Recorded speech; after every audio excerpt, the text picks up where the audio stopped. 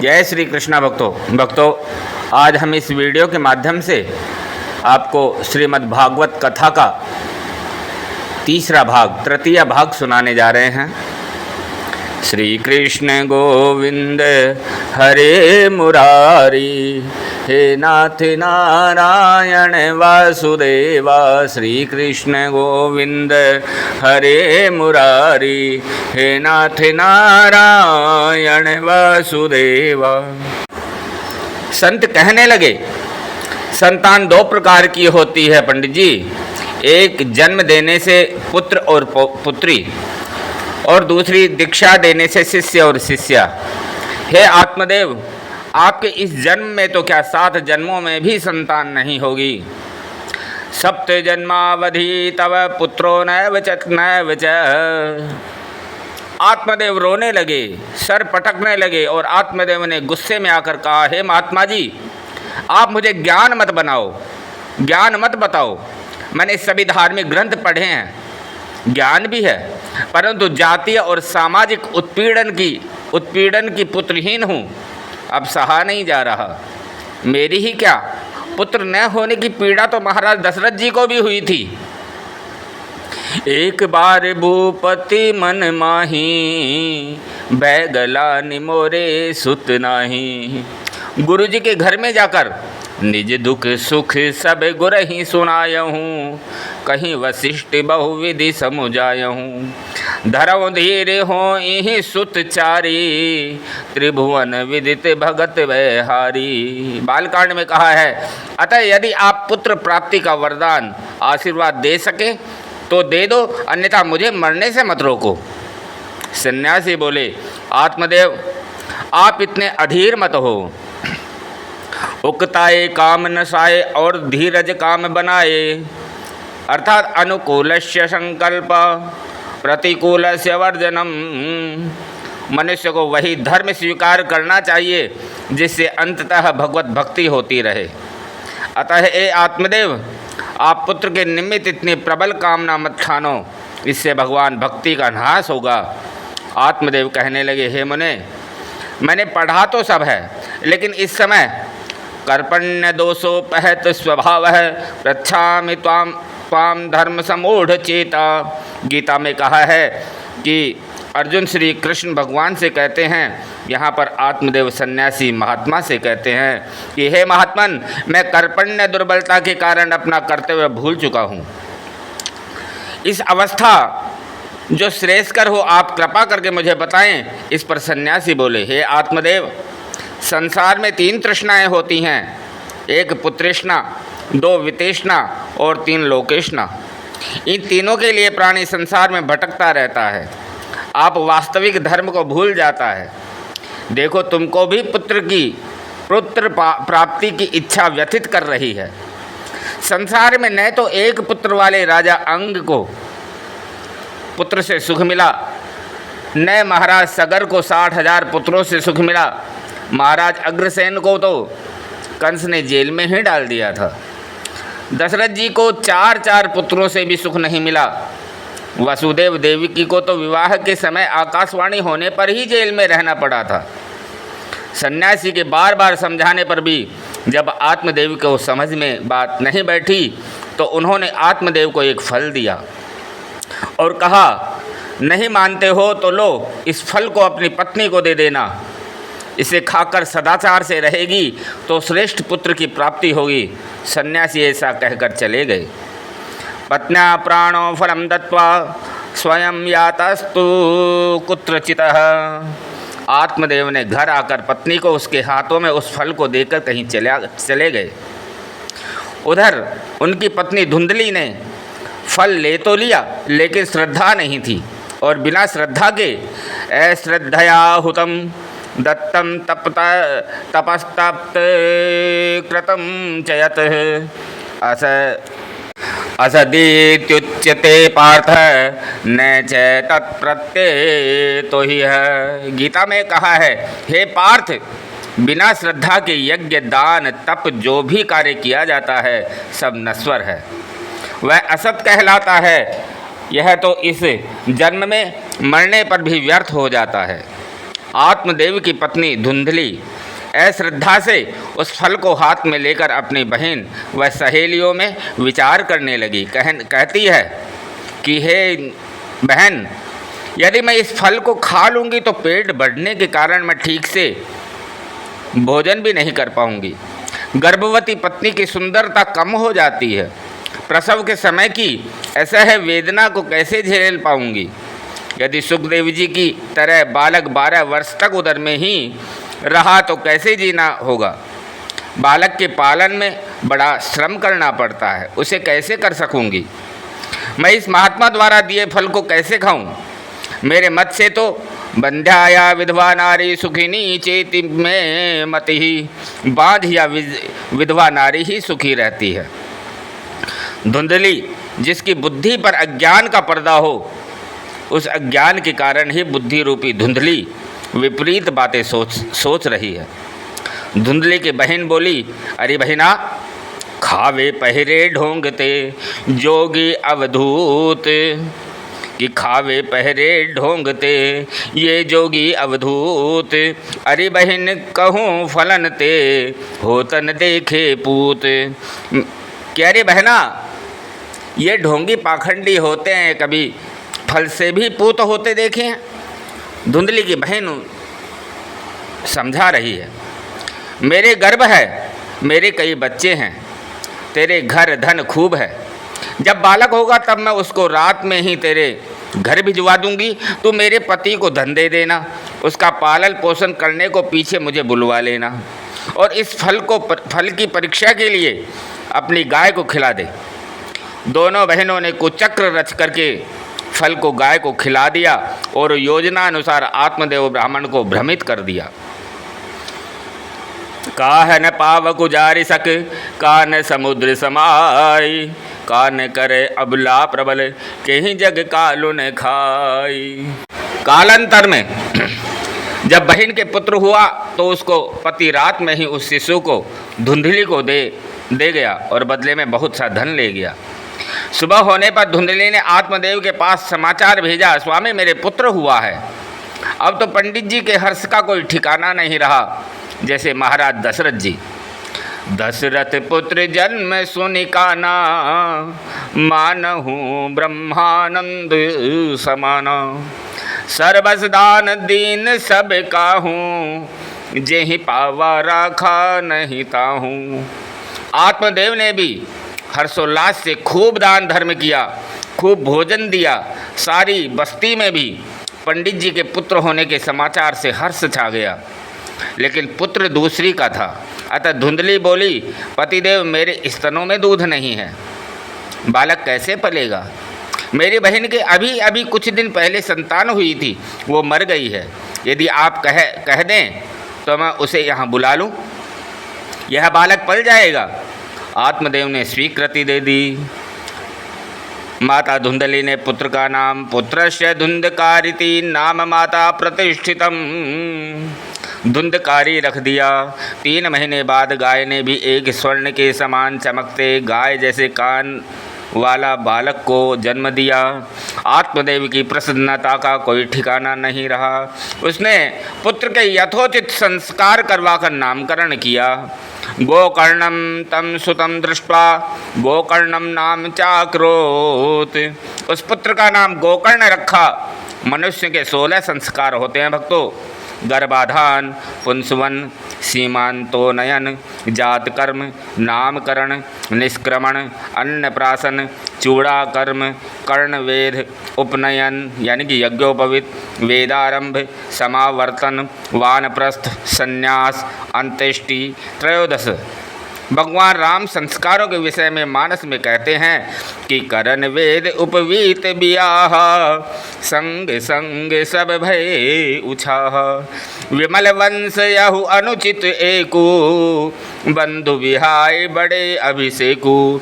जिन आत्मदेव के घर पर एक भी संतान नहीं थी, अब 2-2 पुत्र होने से प्रजा में हर्ष छा गया। परंतु जैसे जैसे बालक बड़े होने लगे, धुंधकारी में अनेक दुर्गुण आने लगे और गोकर्ण के सद्गुण दिखने लगे। गोकर्ण पंडितो ज्ञानी धुंधकारी महाखलः, धुंधकारी चोर तथा दुराचारी हुआ।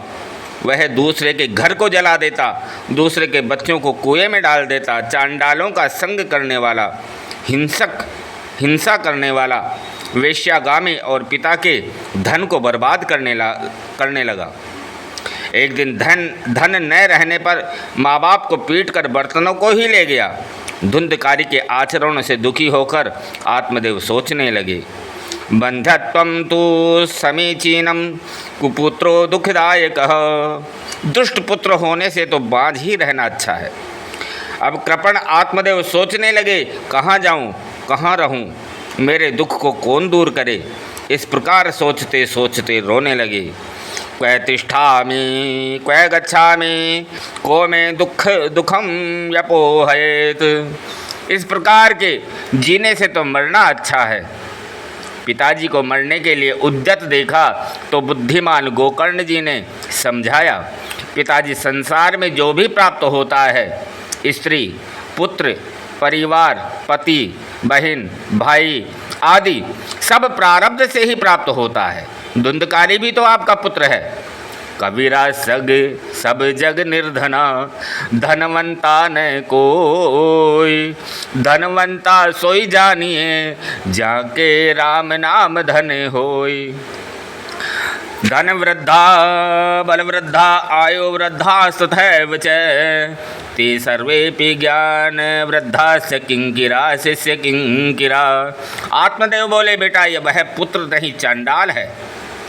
चंडाल जो माँ बाप की सेवा न करे, संत सेवा न करे, मंदिर में पूजा अर्चना न करे और गुरु का भजन नहीं करता हो, वह चंडाल ही है। आत्मदेव सोचते हैं कि संसार से तो एक दिन सबको जाना है, परंतु इस दुष्ट धुंधकारी से मुझे दुख मिल रहा है। मरने का मुझे गम नहीं, नाशवान संसार, आएगा सो जाएगा यही जगत व्यवहार। पुत्र तो वह है जो यह प्रीणयेत सुचरिते पितरम से पुत्र, अपने अच्छे कर्मों से पिता को प्रसन्न रखे। हे पुत्र, यह धुंधकारी तो दुष्ट है। तुम मुझे इस धर्म संकट से बचने का उपाय बताओ, मैं अब क्या करूं? गोकर्ण महाराज कहने लगे, पिताजी सुख दुख देने वाला कोई नहीं है। सुखस्य दुखस्य न कोपि दाता, परो ददातीति कुबुद्धिरेखाम। अहं करोमीति वृथामिमानः, स्वकर्म सूत्र ग्रथितो हि लोक। जो ऐसा समझते हैं कि दूसरा दुख दे रहा है, उसको बुद्धि कुंठित है। मैं कहता हूँ कि झूठा अभिमान है। इस संसार में प्राणी अपने अपने सूत्र, अपने अपने कर्मों के फल भोग रहा है। यहाँ सुख बहुत कम इंसानों को मिलता है। न चंद्रेस्य सुखम किश्चन सुखम चक्रवर्तिनः, सुखमस्ति विरक्तस्य मुनेरेकांत जीविनः। पिताजी का इंद्र को सुख है। पिताजी न तो इंद्र को सुख है, न चक्रवर्ती सम्राट को सुख है। सुख तो केवल एकांत में रहने वाले मुनियों को है। सब एक दूसरे से बड़ा बनना चाहते हैं। दीन कहें धनवान सुखी, धनवान कहें सुख राजा कुभारी। राजा कहे महाराज सुखी, महाराज कहे सुख इंद्र कुभारी। इंद्र कहे मोते ब्रह्म सुखी, और ब्रह्मा कहे सुख विष्णु कुभारी। तुलसीदास विचारी कहे हरि नाम बिना सब जीव दुखारी। पिताजी, संसार में तो जो पैदा हुआ है, मृत्यु भी निश्चित है। जातस्य ध्रुवो मृत्यु ध्रुवम जन्म मतस्य च। जिसकी मृत्यु हुई है उसका जन्म भी निश्चित है। आप शांति धारण करिए। अशांतस्य कुतः मुख सुखम। बिना शांति के सुख नहीं होता। और पिताजी, संसार में कौन किसका पिता और कौन पुत्र है और कौन भाई है? कस्य माता पिता कस्य, कस्य भार्या सहोदरा। अर्थकालेन संबंधा का कश्य परिवेदना। गोकर्ण कहने लगे, गोकर्ण जी, देहे स्थिता मांस रुधिरे गिमति त्यज त्वं, जाया सुता दिशु सदा ममता विमुंची। हे पिताजी, हाड़ मांस रुधिर की देह से ममता त्याग दो। पत्नी पुत्र की ममता को भी त्याग दो।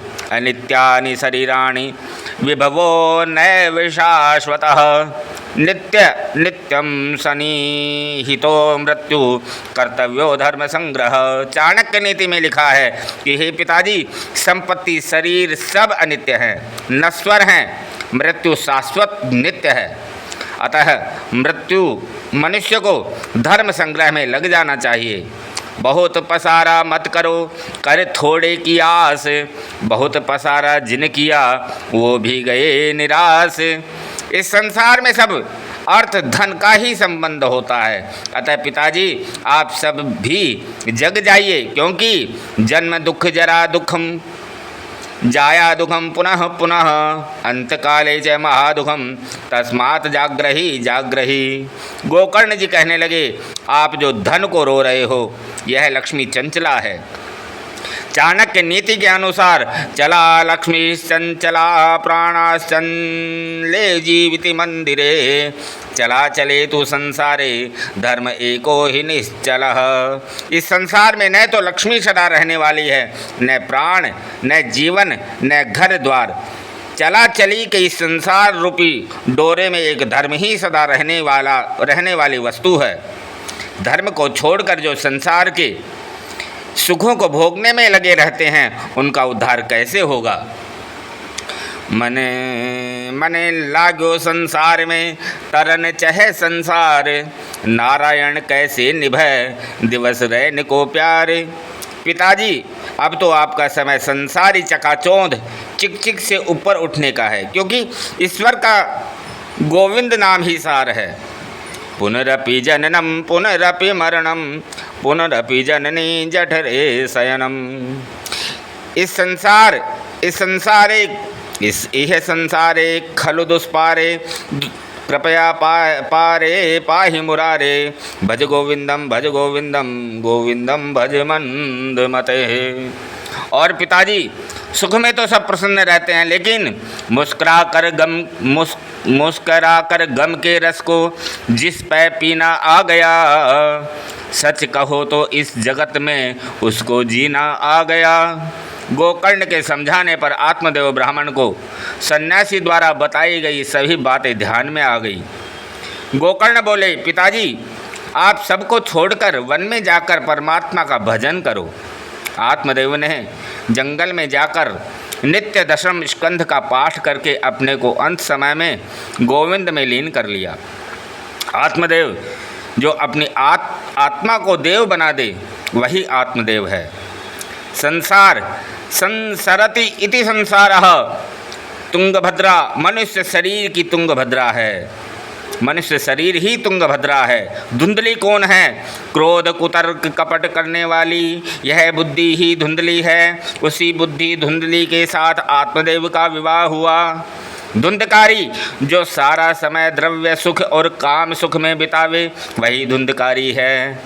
यह क्रोध कुतर्क और कपट करने वाली माँ का पुत्र है, अतः जैसी माँ वैसा ही पुत्र है। माँ पे पुत्र, पिता पर घोड़ा, बहुत नहीं तो थोड़ा थोड़ा। सूत जी कहने लगे, हे शौनकादि ऋषियों, जब आत्मदेव और भाई जब घर में न रहे तो धुंधकारी ने माँ को और अधिक सताना प्रारंभ कर दिया। श्री सूत जी कहने लगे, पितर्युपरते तेन जननी ताडिता भ्रसम क्व वित्तं तिष्ठति ब्रूहि हनिशेलतया न चेतः। पिता के स्वर्गासी होने पर धुंधकारी धुंधली को और अधिक पीड़ा पहुंचाने लगे और उधर गोकर्ण जी तीर्थों की यात्रा पर निकल गए। कहने लगा धुंधकारी कि बता दे तूने धन कहाँ छुपा कर रखा है। अपनी माँ को यातना देने लग गए, सताने लग गए, कष्ट देने लग गया धुंधकारी और कहने लगा कि बता धन तूने कहाँ छुपा के रखा है, नहीं तो लातों से मारूंगा। हर समय के कलह से तंग आकर धुंधली ने एक दिन रात में कुएं में गिरकर आत्मदाह कर लिया।